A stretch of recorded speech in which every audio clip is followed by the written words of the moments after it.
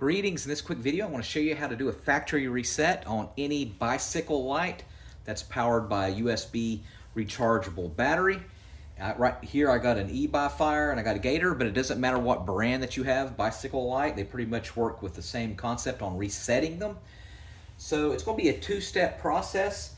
First thing I want you to do is go ahead and plug it up to the wall, but before you do so, what you're going to do is you're going to hold down the power button, and then as you're holding it down, go ahead and plug it in. So you're going to hold it down firmly, don't let go, and then plug it in. That's step number one.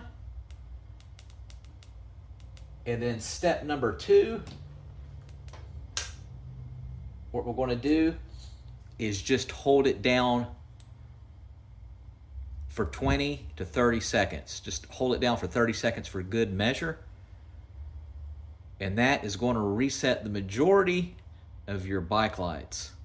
Now, one or the other will reset it.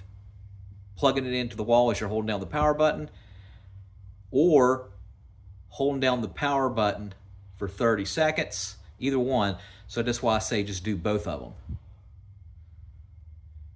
And then after 30 seconds, let go, and that should reset it. All right, if you're looking for a good bike light, I'd highly recommend this one. It's called e-bi-fire. E-bi-fire. You can get it off of Amazon. I'll put a link in the comment section where you can get one for like about 15 bucks. But I love it. I actually use it as a house light. So just walking around, it's better than any kind of flashlight that you can have. All right, thanks for watching. Make sure you subscribe.